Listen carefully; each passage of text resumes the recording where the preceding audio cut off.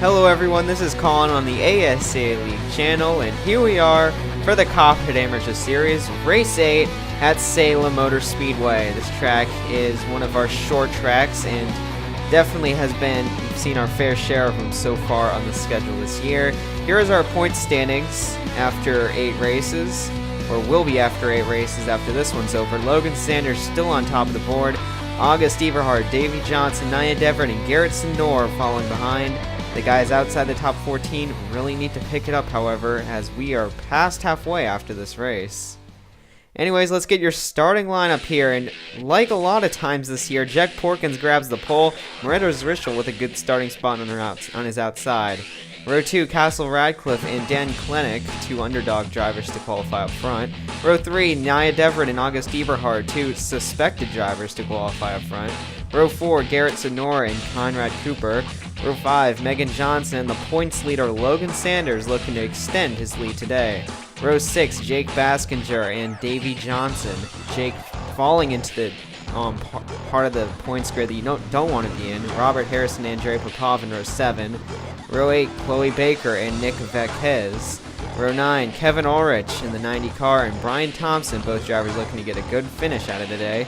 Row 10, Max Stein making another start in the 25 and Zach Rain on his outside.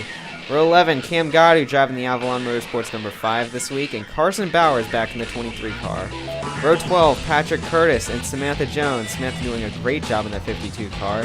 Row 13, Tanya Breyer making a nice start, and Michael Krister on his outside. And row 14, Ryan Shelton and the underdog Chase Marks. And that's your starting grid as the drivers are about to roll off here. Green flags in the air, 40 laps around this short track at Salem.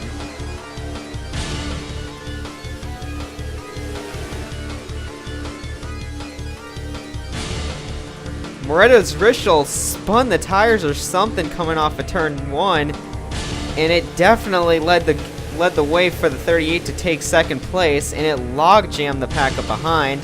There's some drivers getting in the wall in the back already out of turn 1. That one of them is Chase Marks, already damaging up that pristine looking car on his first start.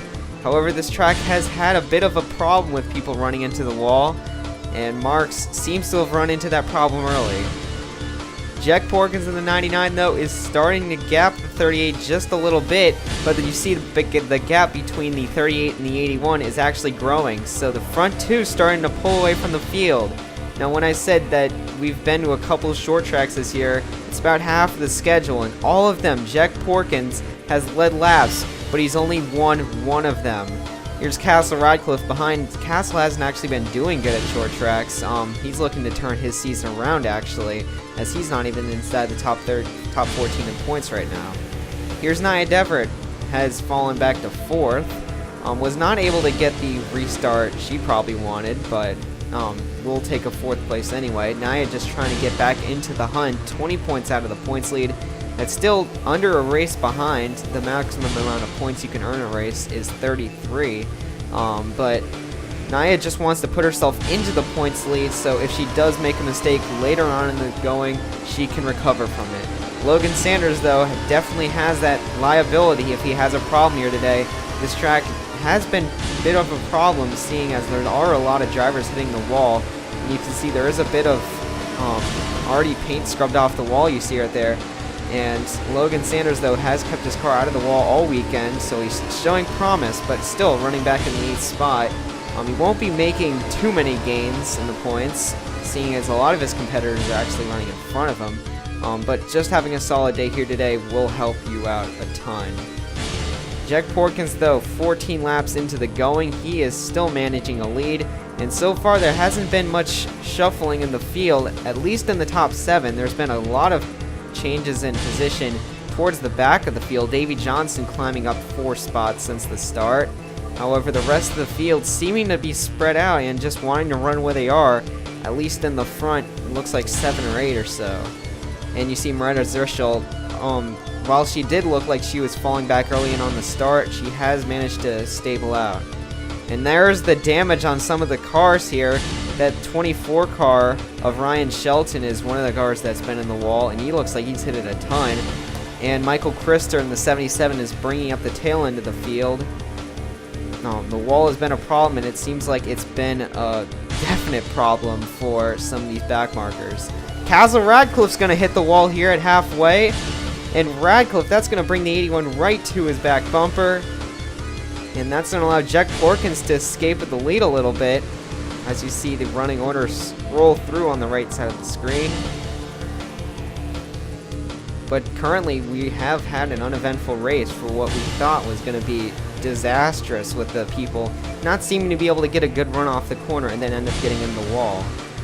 We see Conrad Cooper and August Eberhard back here. These two drivers had solid seasons so far, with August having a win at Daytona. Conrad's still looking for that first win. The 11 car of Davey Johnson just picked up his first win last week at Pocono, and he is currently trying to improve on that finish and maybe even get another win here. Doesn't look like he will do it today, but definitely in the next few weeks.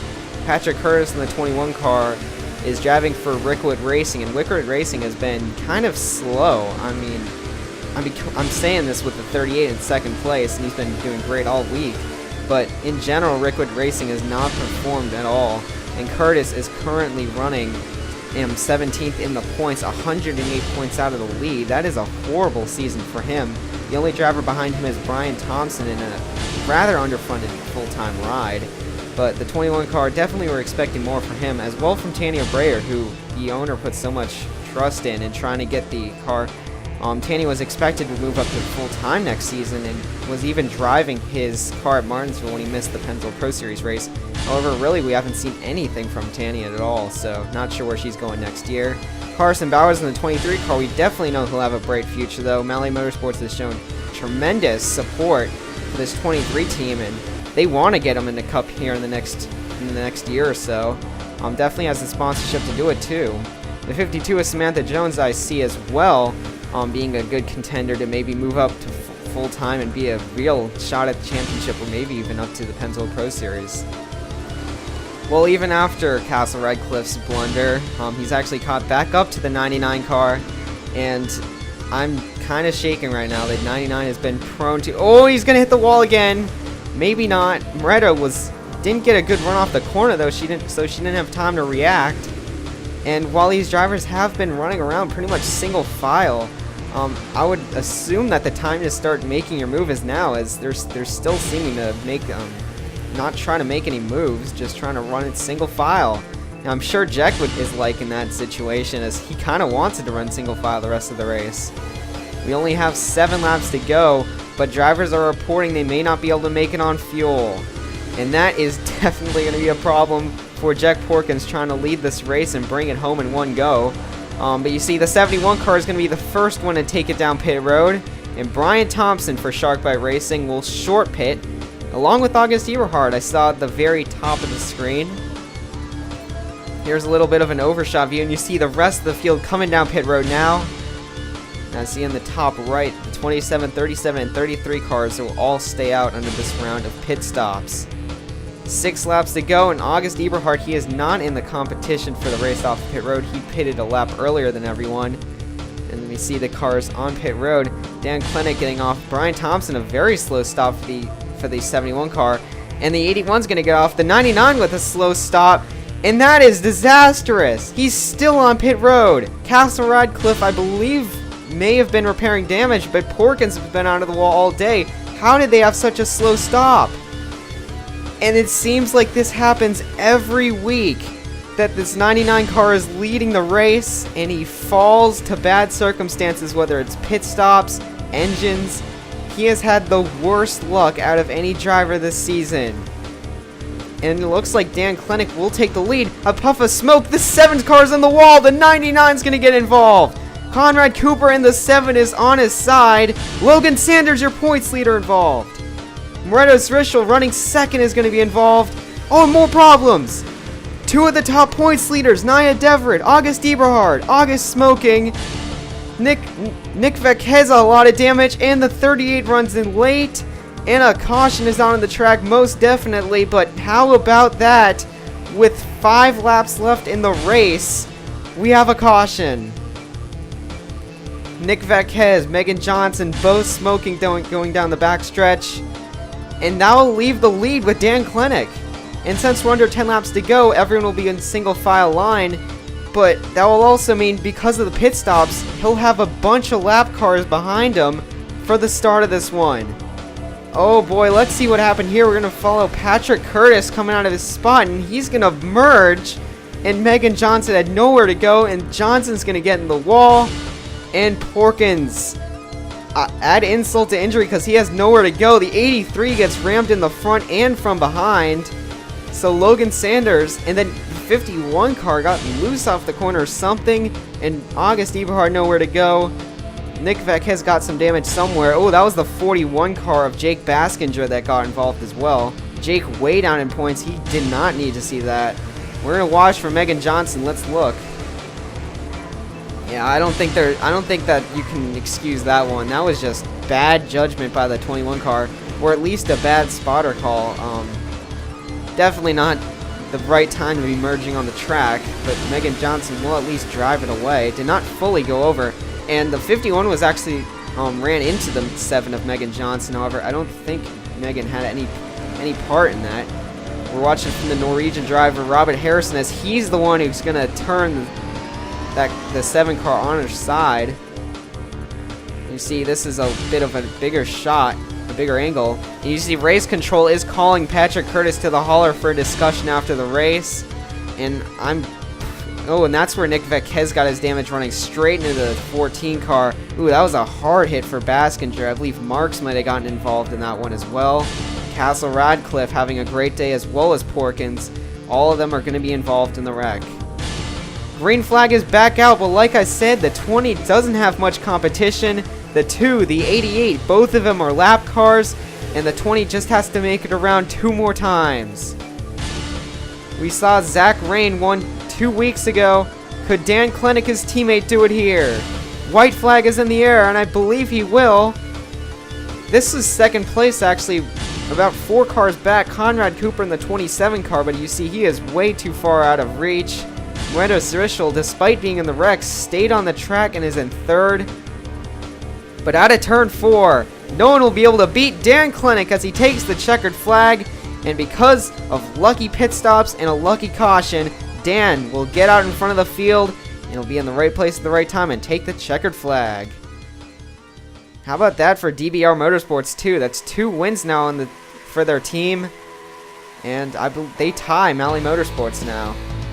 Dan, though, up to the top of the board. Only 7 cars finished on the lead lap. And how about that? Patrick Curtis basically gave himself at least 10 spots of that wreck. However, I'm not sure if he'll be keeping those points for long. Here's 15th through 28th. You see 3 cars are tired after that wreck. Eberhard, Baskinger, and Vacquez, all chasers, and all are going to lose a lot of points after this one. You see Megan Johnson was not able to actually make it back, but she did finish 1 lap down. Here are the point standings. Logan Sanders continues to hold his points lead, but Nia Deverett up to 2nd. Johnson 3rd. Conrad Cooper has been climbing through the points a lot recently. And Jack Porkins, after that bad result, he'll fall down to 9th in points. Curtis 16th. Obviously, we'll have to see if there's any points penalties. And Johnson also falls down the points grid to 15th after that wreck. Anyways, that's all for now. The Copper and Amber Series will sign out, and we'll see you next time at Palm Beach International Raceway. Thank you all so much for watching. We'll see you next week.